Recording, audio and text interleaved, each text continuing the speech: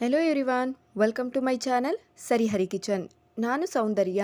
ಇವತ್ತಿನ ವಿಡಿಯೋದಲ್ಲಿ ಪನ್ನೀರಿಂದ ನೆಗೆಟ್ಸ್ ಯಾವ ರೀತಿ ಮಾಡ್ಕೊಳ್ಳೋದು ಅಂತ ಹೇಳ್ಬಿಟ್ಟು ತೋರಿಸ್ಕೊಡ್ತಾ ಇದ್ದೀನಿ.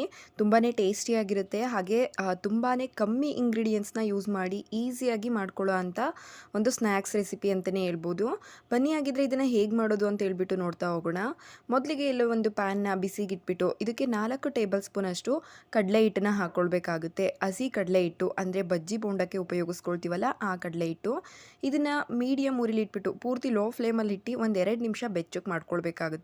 ಈ ರೀತಿ ಮಾಡ್ಕೊಳ್ಳೋದ್ರಿಂದ ನಮಗೆ ಆ ಕಡಲೆ ಹಿಟ್ಟಿಂದು ಹಸಿ ಸ್ಮೆಲ್ ಅನ್ನೋದು ಹೋಗುತ್ತೆ. ಮತ್ತು ಈ ಕಡಲೆ ಹಿಟ್ಟನ್ನ ಹಾಕ್ಕೊಳ್ತಾ ಇರೋದು ಬೈಂಡಿಂಗಿಗೆ. ಒಂದು 2 ನಿಮಿಷ ನೋಡಿ ಈ ರೀತಿಯಾಗಿ ಬೆಚ್ಚಗೆ ಮಾಡ್ಕೊಂಡಿದ್ದಾದ ನಂತರ ನೆಕ್ಸ್ಟ್ ಇದಕ್ಕೆ 1 ಟೀ ಸ್ಪೂನಷ್ಟು ಅಚ್ಕಾರದ ಪುಡಿನ ಹಾಕ್ಕೊಳ್ತಾ ಇದ್ದೀನಿ. ಹಾಗೆ ಅರ್ಧ ಟೀ ಸ್ಪೂನಷ್ಟು ಧನಿಯಾ ಪುಡಿ, 1/4 ಟೀ ಸ್ಪೂನಷ್ಟು ಗರಂ ಮಸಾಲನ ಹಾಕ್ಕೊಳ್ಬೇಕಾಗುತ್ತೆ. ಮತ್ತು ಇದಿಷ್ಟು ಇಂಗ್ರೀಡಿಯೆಂಟ್ಸ್ನ ಹಾಕಿದ ನಂತರ ನಾವು ಫ್ಲೇಮ್ನ ಆಫ್ ಮಾಡಿಕೊಂಡು ಈ ರೀತಿಯಾಗಿ ಮಿಕ್ಸ್ ಮಾಡ್ಕೊಳ್ಬೇಕು. ಆ ಪ್ಯಾನ್ ಬಿಸಿಗೆ ನಮಗಿದು ಕೂಡ ಬಿಸಿ ಆಗಿಬಿಡುತ್ತೆ. ನೋಡಿ ಈ ರೀತಿಯಾಗಿ ನೀಟಾಗಿ ಮಿಕ್ಸ್ ಮಾಡಿಕೊಂಡು ಬಿಡಬೇಕಾಗುತ್ತೆ. ನೆಕ್ಸ್ಟ್ ನಾವೇನು ಮಾಡಬೇಕು ಅಂದರೆ ಪನ್ನೀರನ್ನು ಗ್ರೇಟ್ ಮಾಡ್ಕೊಳ್ಬೇಕಾಗುತ್ತೆ. ನೋಡಿ ನಾನಿಲ್ಲಿ ಒಂದು 200 ಗ್ರಾಮ್ ಆಗುವಷ್ಟು ಪನ್ನೀರನ್ನು ತಗೊಂಡಿದ್ದೀನಿ. ಇದನ್ನು ಇವಾಗ ನಾನಿಲ್ಲಿ ತುರ್ಕೊಳ್ತಾ ಇದ್ದೀನಿ. ಈ ರೀತಿಯಾಗಿ ಒಂದು ಗ್ರೇಟರಲ್ಲಿ ನಾವು ತುರ್ಕೊಳ್ಬೇಕಾಗುತ್ತೆ. ನೋಡಿ ಈ ರೀತಿಯಾಗಿ ತುರ್ಕೊಂಡಿದ್ದಾದ ನಂತರ ನೆಕ್ಸ್ಟ್ ಇಲ್ಲಿ ನಾನು ಇದಕ್ಕೆ ಸ್ಮಾಲ್ ಸೈಜ್ದು ಒಂದು ಈರುಳ್ಳಿನ ಸಣ್ಣದಾಗಿ, ಎಷ್ಟು ಸಣ್ಣದಾಗುತ್ತೆ ಅಷ್ಟು ಸಣ್ಣದಾಗಿ ಕಟ್ ಮಾಡಿಬಿಟ್ಟು ಸೇರಿಸ್ಕೊಳ್ಬೇಕಾಗುತ್ತೆ. ಇದ್ರ ಜೊತೆಗೇ ಸ್ವಲ್ಪ ಕೊತ್ತಂಬರಿ. ಇಷ್ಟೇ ನೋಡಿ ಇಂಗ್ರೀಡಿಯೆಂಟ್ಸ್ ಅನ್ನೋದು ತೀರಾ ಕಮ್ಮಿ ಹಾಕಿ ಮಾಡ್ಕೊಳ್ಳೋದು. ಟೇಸ್ಟ್ ಮಾತ್ರ ತುಂಬಾ ಚೆನ್ನಾಗಿರುತ್ತೆ. ನೆಕ್ಸ್ಟ್ ಇದಕ್ಕೆ ನಾವು ಆ ಕಡಲೆ ಹಿಟ್ಟನ್ನು ಮಿಶ್ರಣನ ಹಾಕ್ಕೊಳ್ಬೇಕಾಗುತ್ತೆ. ಪೂರ್ತಿ ಒಂದೇ ಸಲ ಹಾಕ್ಕೊಳ್ಬಾರ್ದು, ಸ್ವಲ್ಪ ಹಾಕ್ಕೊಂಡು ಒಂಚೂರು ಉಳಿಸ್ಕೊಳ್ಬೇಕಾಗುತ್ತೆ. ನೀವು ತೊಗೊಂಡಿರೋ ಅಂಥ ಪನ್ನೀರ್ ಕ್ವಾಂಟಿಟಿಗೆ ಎಷ್ಟು ಕಡಲೆ ಹಿಟ್ಟು ಬೇಕು ನೋಡಿಬಿಟ್ಟು ಸೇರಿಸ್ಕೊಳ್ಬೇಕಾಗುತ್ತೆ. ನಾನಿಲ್ಲಿ ಒಂದು 200 ಗ್ರಾಮ್ಗೆ ತಗೊಂಡಿರೋದು. ನೆಕ್ಸ್ಟ್ ಇದಕ್ಕೆ ರುಚಿಗೆ ಎಷ್ಟು ಬೇಕು ನೋಡಿಬಿಟ್ಟು ಉಪ್ಪನ್ನು ಹಾಕ್ಕೊಂಡು ಚೆನ್ನಾಗಿ ಒಂದ್ಸಲ ಮಿಕ್ಸ್ ಮಾಡ್ಕೊಳ್ತಾ ಮಿತ್ಕೊಳ್ಬೇಕು. ನೀರು ಹಾಕೋ ಅವಶ್ಯಕತೆ ಇಲ್ಲ, ಪನ್ನೀರಲ್ಲಿರೋ ಅಂಥ ತೇವಾಂಶದಿಂದನೇ ನಾವು ಮಾಡ್ಕೊಳ್ಬೋದು. ಅದು ಏನಾದರೂ ಸ್ವಲ್ಪ ಗಟ್ಟಿ ಅನ್ನಿಸ್ತು ಸಾಕಾಗಿಲ್ಲ ಅಂತ ಅಂದರೆ ಸ್ವಲ್ಪ ನೀರನ್ನು ತಕ್ಕಳಿಸ್ಕೊಂಡು ಮಿಕ್ಸ್ ಮಾಡ್ಕೊಳ್ಳಿ. ನೋಡಿ ನೆಕ್ಸ್ಟ್ ನಾವು ಈ ರೀತಿಯಾಗಿ ನೆಗೆಟ್ ಶೇಪಲ್ಲಿ ಮಾಡ್ಕೊಳ್ಬೇಕು. ನಾನು ಈ ರೀತಿಯಾಗಿ ಎಲ್ಲದನ್ನು ಕೂಡ ಮಾಡಿಟ್ಕೊಳ್ತಾ ಇದ್ದೀನಿ.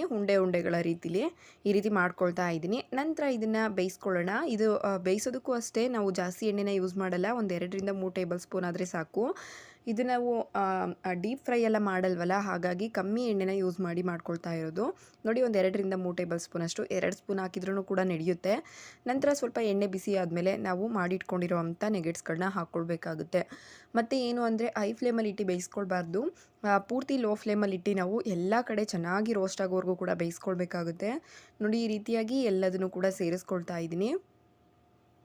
ಮತ್ತು ಹಾಕಿದ ತಕ್ಷಣ ಕೂಡ ತಿರುವಾಕೊಳ್ಬೇಡಿ. 1 ನಿಮಿಷ ಒಂದು ಸೈಡ್ ಬೆಂದಿದ್ದಾದ ನಂತರ ನಾವು ಟರ್ನ್ ಮಾಡಿಬಿಟ್ಟು ಇನ್ನೊಂದು ಸೈಡ್ ಬೇಯಿಸ್ಕೊಳ್ಬೇಕಾಗುತ್ತೆ, ಇಲ್ಲಾಂದರೆ ಬಿಚ್ಕೊಳ್ಳುತ್ತೆ. ಹಾಗಾಗಿ ನೋಡಿ ಒಂದು ಸೈಡೆಲ್ಲ ಬೆಂದಿದೆ. ಇವಾಗ ನಾನು ಇದನ್ನು ಟರ್ನ್ ಮಾಡಿಬಿಟ್ಟು ಇನ್ನೊಂದು ಸೈಡ್ ಕೂಡ ಬೇಯಿಸ್ಕೊಳ್ತಾ ಇದ್ದೀನಿ. ಇದೇ ರೀತಿಯಾಗಿ ಎಲ್ಲದನ್ನು ಕೂಡ ಎಲ್ಲ ಸೈಡು ಕೂಡ ಬೇಯೋ ರೀತಿಲಿ ನಾವು ಬೇಯಿಸ್ಕೊಳ್ಬೇಕು. ಮೀಡಿಯಮ್ ಊರಲ್ಲಿ ಇಟ್ಬಿಟ್ಟು ಚೆನ್ನಾಗಿ ರೋಸ್ಟ್ ಮಾಡ್ಕೊಳ್ಬೇಕು. ನೋಡ್ತಾ ಇರ್ಬೋದು ನೀವು ಈ ರೀತಿಯಾಗಿ ಎಲ್ಲದನ್ನು ಕೂಡ ಟರ್ನ್ ಮಾಡಿಕೊಂಡು ಸ್ವಲ್ಪ ಕಲರ್ ಚೇಂಜ್ ಆಗಬೇಕು. ಆ ಎಲ್ಲ ಸೈಡು ಕೂಡ ಬೇಯ್ಕೊಳ್ಬೇಕು. ನೋಡ್ತಾ ಇರ್ಬೋದು ನೀವು ವಿಡಿಯೋದಲ್ಲಿ ಎಷ್ಟು ಚೆನ್ನಾಗಿ ಎಲ್ಲ ಸೈಡ್ ಕೂಡ ಬೆಂದಿದೆ ಅಂತ ಹೇಳ್ಬಿಟ್ಟು. ಈ ಟೈಮಲ್ಲಿ ನಾವು ಇದನ್ನು ಎತ್ಕೊಂಡು ಸರ್ವ್ ಮಾಡ್ಕೊಳ್ಬೋದು. ಎಷ್ಟು ಈಸಿಯಾಗಿ ಮಾಡ್ಕೊಳ್ಬೋದು ಅಂದರೆ ಮಕ್ಕಳಿಗೆ ಈ ರೀತಿಯಾಗಿ ಸಂಜೆ ಟೈಮ್ ಸ್ನ್ಯಾಕ್ಸಿಗೆ ರುಚಿಯಾಗಿ ಡಿಫ್ರೆಂಟಾಗಿ ಮಾಡಿಕೊಟ್ರೆ ಮಕ್ಕಳು ಕೂಡ ಖುಷಿಯಿಂದ ತಿಂತಾರೆ. ಹಾಗೆ ಮಾಡೋದಕ್ಕೂ ಕೂಡ ತುಂಬಾ ಈಸಿ ಇರುತ್ತೆ.